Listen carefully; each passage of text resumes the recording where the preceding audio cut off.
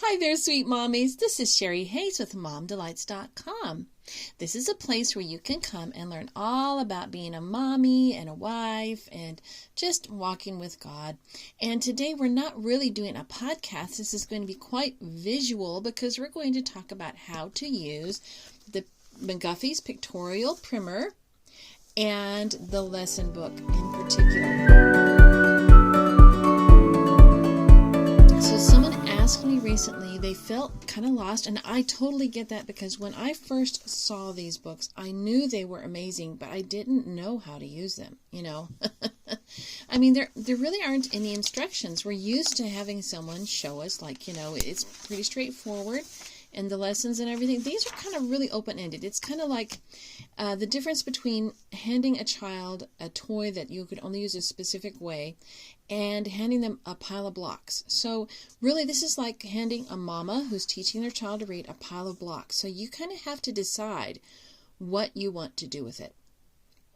What I decided to do is that I would take these set of books. Now there are a number of them. This is McGuffey's original eclectic readers, and there's a number of them. You get them in a box set or you can buy them individually.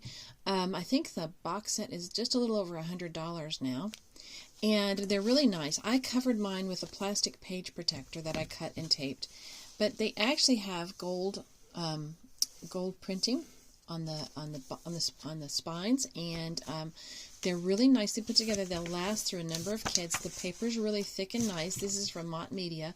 You can, I think you can, if you really dig, you can find these digitally online, but I think I found them once. They're really hard to find. They look different. All the pages have this kind of a border on it. Mott Media has actually kind of remastered these pages and cleaned them up a little bit, made them look nice, and so they've copywritten them. And so, but they're pretty nice, and they last for a lot of kids. If you figure that you get a complete language arts program for a little over $100, I think it's a pretty good deal. Okay, so anyway, so this is the pictorial primer. Now there's another primer, and it's not as useful as this one. This is a very useful book right here. This will help you teach your children how to read. I have a free phonics reading program you can get on my website. That's MomDelights.com. It's called To the Top Reading. I think it should be in the freebie section of my website. And so if you go there, you can download that and you can use this with that. Now I have a free reader that I kind of hodgepodged from Google Books that I put together for those of us who live in countries where we can't get these books. Okay, so I put that in there, but this is actually the best way to use that reading program, but you don't even have to have that. So I'm going to show you how to use this with my lesson book. Now, the lesson book that I formulated, I use this with my own little girls, and it kind of it's a Charlotte Mason use of this book. So what I do is I have copywork here. If you can see, there's places for copywork. And here's more copywork. Now this is just for individual words, and you'll see when we go into the primer how that works. This is for copywork. That's for the little sentences and things, and this is for dictation. And of course there's a place for drawing. My little kids always love to draw, so there's places for drawings everywhere. So we'll go over specifically how to use this. All right, now in the McGuffey's primer, the pictorial primer, that's the important distinction there. You'll see that the pictures are kind of crude. That's because they're not really engravings, they're woodcuts, okay? And so they're a little bit crude, but I think little kids like these. They're pretty charming to me. And so there's like an introduction from the current people that here's Mott Media. They talk about this book a little bit. And there's a preface, and you might gain a little bit by reading this stuff. I'm serious. It might help you just slightly. Okay, here's an alphabet. They have an alphabet, and all these, they have it in straight and italic here, and so that's kind of interesting. And remember, this was done in a time where people didn't have things like flashcards and everything. This book was it. This book is what they used to teach children how to read. Here's like we would put these on a flashcard, right? Axe, box, cat, all these pictorial things to represent the different sounds to help them practice. You can use this with your kids too, right? And so that then they will be used to seeing the text, and you can point to it as you read it and that type thing. Okay, now Lesson 1. Okay, so I want to tell you something very important that you might be confused about when you first see this page. Because what's the first? You see the cow, you see the lesson 1, but you see this word spelling, and that messes with your mind because we don't think of this in the right way. For this book, for the purposes of this book, spelling means sounding out. That's how we would say it. It doesn't mean your child has to spell these words. It means they sound them out. So in other words, you would sit with your child and you would help them to sound these out using the phonics method, which means is, and then you put it together, is. You know, that kind of like having that book 100 Easy Lessons is kind of nice too, because, you know, teach your child to read in 100 Easy Lessons, because it teaches you how to teach your child to sound out. It has exercises where you say sounds like is really slowly, and then you say it fast, is, like that, right? So you do that exercise here with all of these words. These are not meant to do anything except for just, you know, to practice sounding out. So you help your child sound out this section. And you also talk about the picture. What is this a picture of? What do you think is happening in this picture? Tell them to describe different things to you. That is part of the learning to read process, because remember, reading is just a form of communication, and so is speaking. So if you have your child speak to you and talk to you and formulate their ideas into words, that's part of the reading process. Okay, now this part right here then is the reading. See, this is the sounding out, and it's just like random words, and this is reading. Now these words are pretty simple words, right? Now reading, is it an ox? You know, it is an ox. It is my ox. Now, of course, the first little things, they're not really interesting things to read, but they'll feel good. They're just reading something, right? Now here it is again, spelling. So we're sounding out.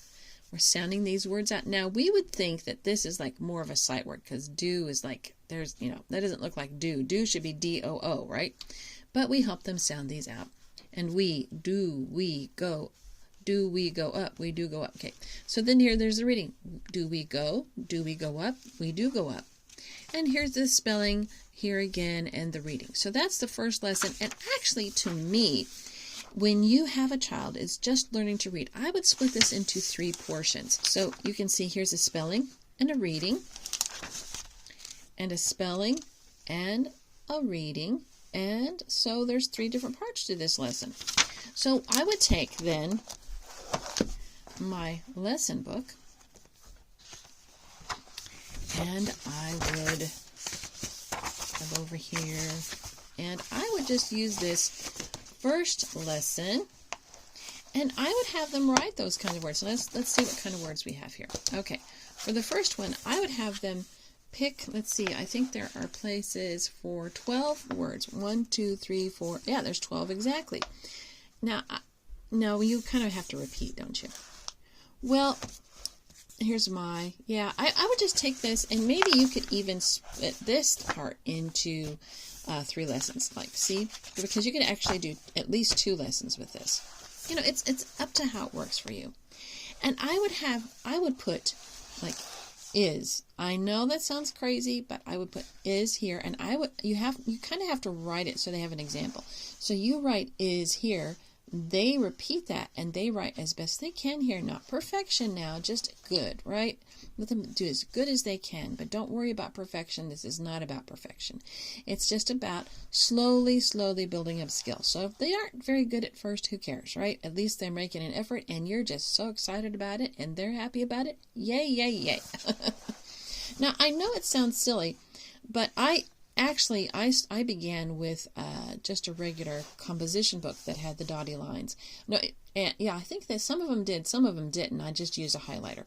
So anyway, I had them write these words. I know it sounds silly, but I would have them write this word is, and then I would have them draw a picture about it. And believe it or not, little kids are so creative that you can take a word like is, and they can think of a picture for that. They really can. I mean, it would have been hard for me as an adult, but they didn't have any trouble with that. And so then the next one would be, as in here, it. So I would write the word, and they would repeat it. And on like that, through this lesson, So now we have, what have we done? We've talked about the picture. We've sounded out the words. And now we've read it, right? So we're reinforcing this over and over. Just this little tiny bit. We're taking little bits at a time, and we're reinforcing these whole ideas, right? And so then we're doing that first one. Now for the second one, you guess what? We can talk about the picture. We can talk about going up. We can say, what does this mean? Do we go up? We do go up. So we can talk about what kind of, like if you were like at an amusement park and you're saying, well, should we go on this ride? And you talk about it. And then when they go to write these words in this book, like do we go, now they'll have a picture in their mind of someone at an amusement park. So we put do, and they can kind of write, maybe draw some pictures of an amusement park that's in their mind. This one right here, am I in it?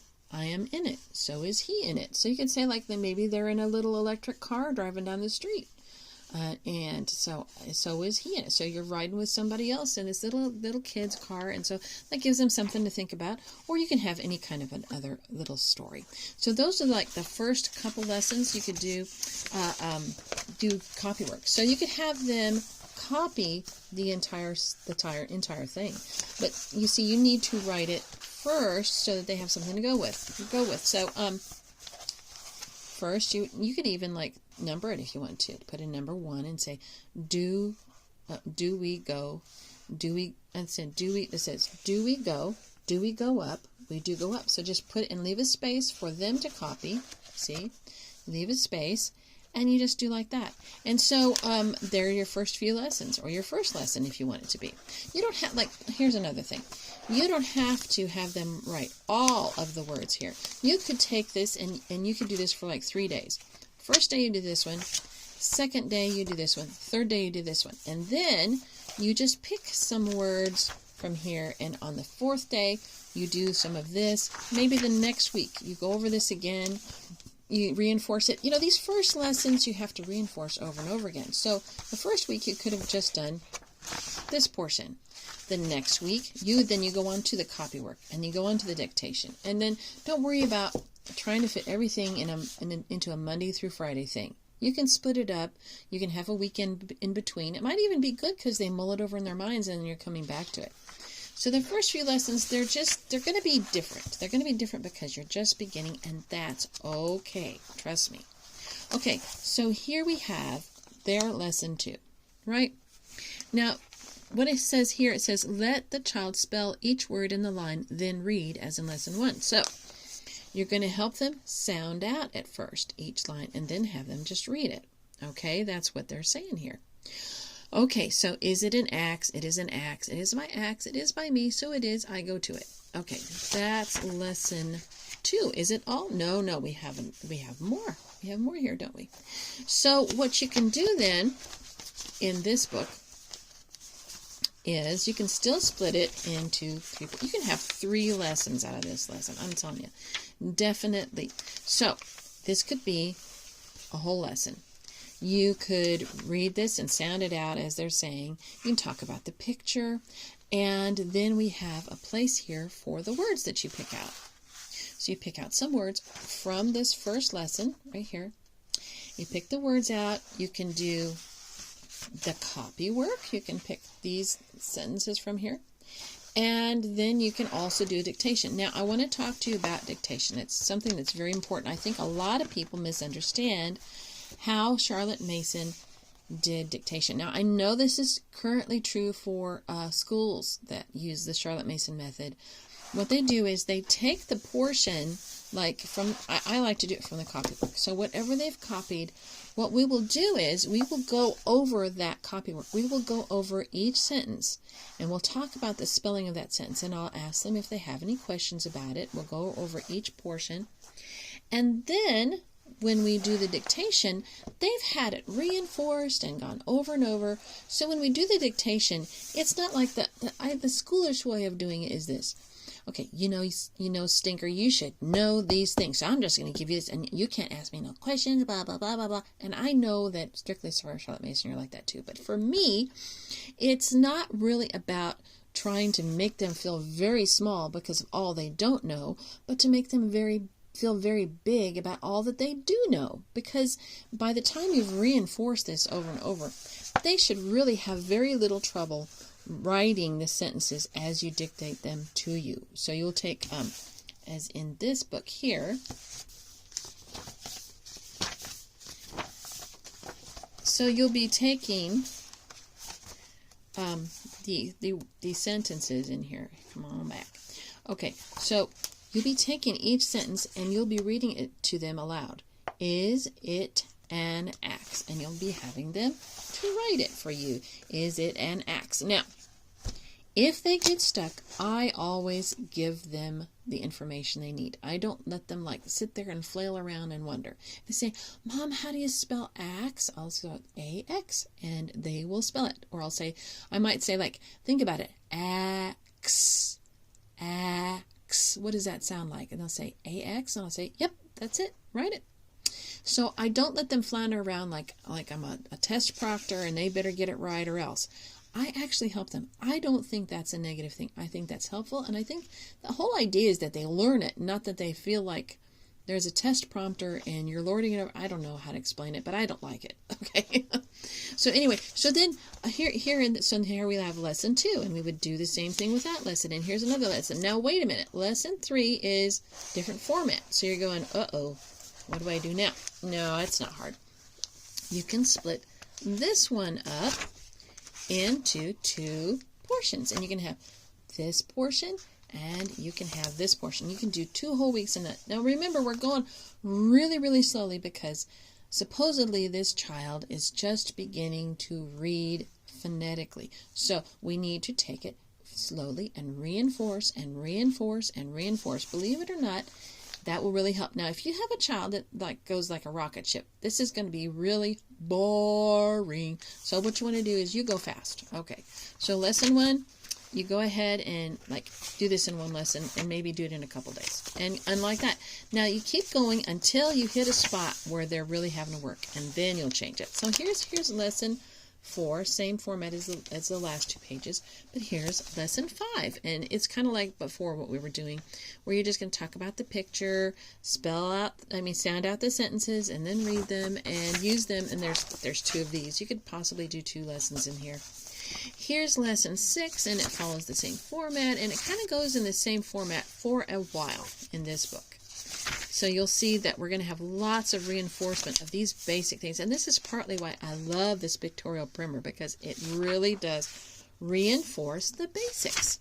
Now, lesson 13, we're going to hit something very different. And that's where also this lesson book can really help, okay?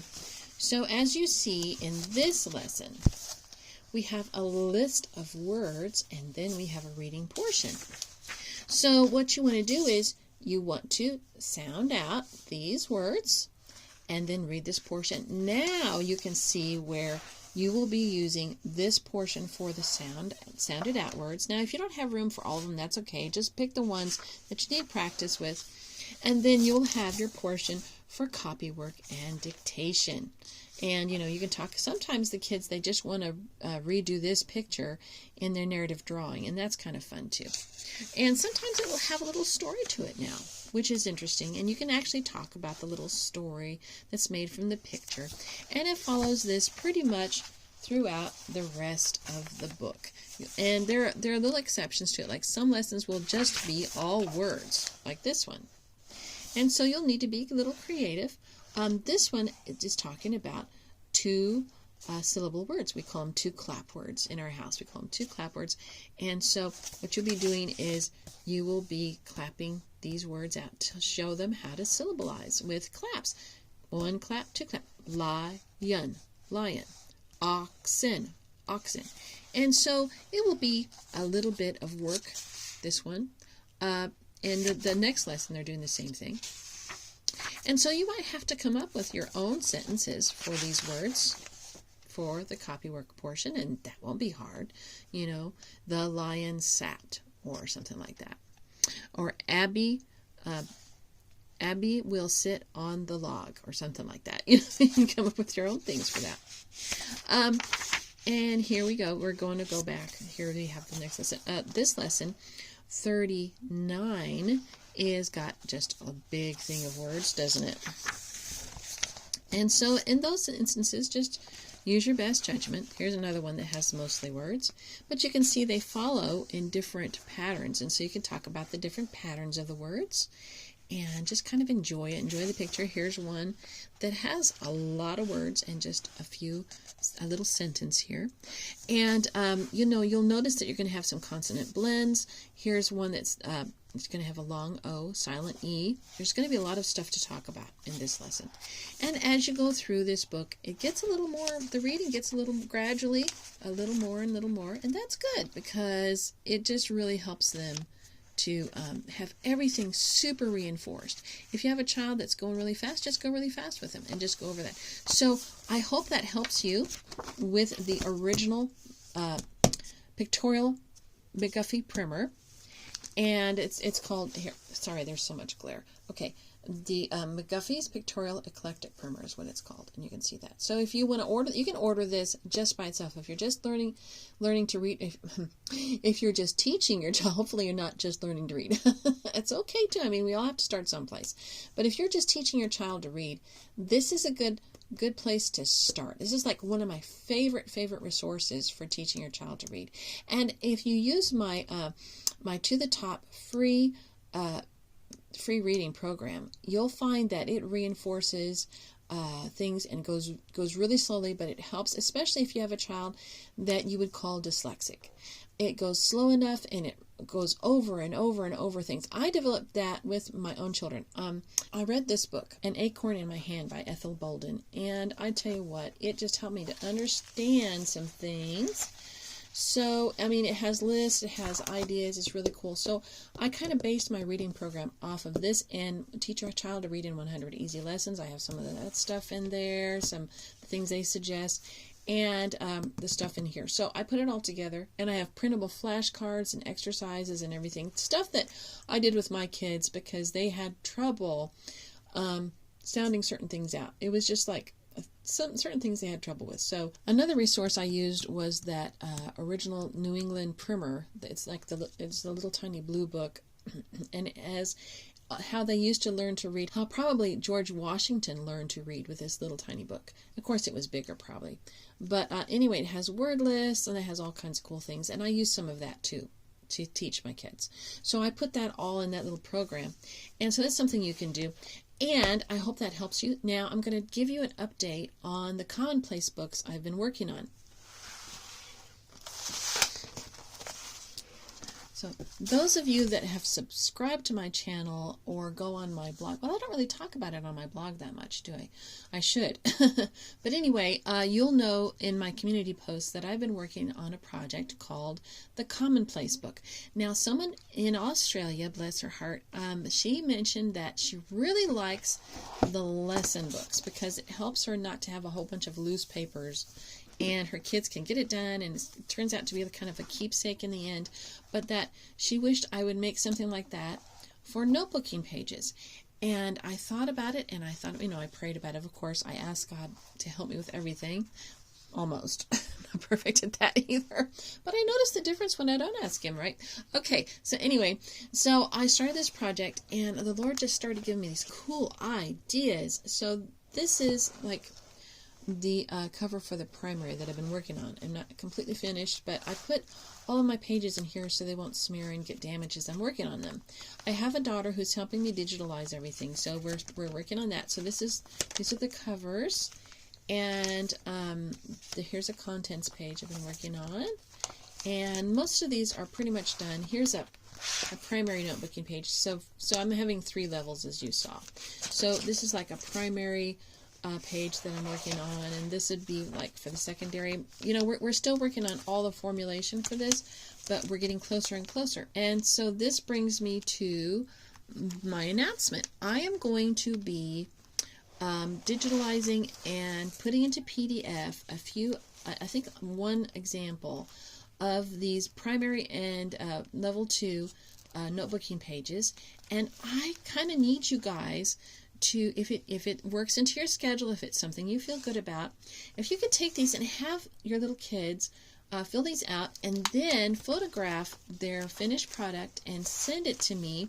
on my contact page on my blog, and I'll have that linked in below in the description, so that I can take those, and it'll be a little contest of sorts, so that I can take, you know, the ones that are really nice, and I will use those as the example pages in the Commonplace book in the introduction and instructions, so that they will kind of be immortalized for perpetuity.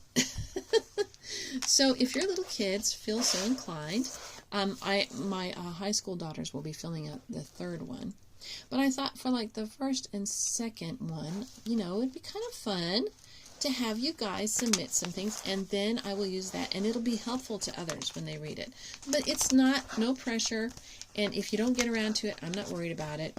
But it would be just something kind of fun to have in the beginning to help other people know how to fill it out, because some of you guys, I know you love your notebooking pages, so you will totally know how to do this. And that's good, because a lot of people do not know what in the world to do with a notebooking page with their kids. So if you have an example, it always helps me to have someone show me what they've done. And then even if I don't use that particularly that same way, it just gives me ideas, right? Okay, so I'm going to be posting that in my community, on the community part of my channel. And so if you're not subscribed, it's a good idea to subscribe and get the notifications, because then you'll be able to find out when I post those pages. I'll have a link on there that will go directly to my website, where I'll have the PDF ready for you to print out and use with your kiddos. And it would be a great help to me, because what I want to do is I try to make these things as affordable as possible, and cheap or free, you know, right? So because I know what it's like to have little kids to teach and not that much money, especially because most of us, when we come home to teach our kids, we don't have that extra income, right? And so even though it probably doesn't amount to that much after you count in all the extra transportation and the babysitting and all that kind of stuff, still it is a little bit more money that you would have if you were working outside the home that you're doing without. So, you know, you kind of need every little help you can get. Now, God provides, and hopefully this is one of the ways He does. Oh, anyway, so thank you for listening. Thank you for watching. This isn't really a podcast today. I'm so sorry. This is so visual, but I know this will be helpful to a lot of people. So if you could like and subscribe, hit the subscribe bell, and if you go on my podcast, you know, do all that stuff you do to recommend me. And go to my blog, and you'll find all kinds of free stuff that you can use for your kids. And you have a wonderful day. God bless you. Bye-bye.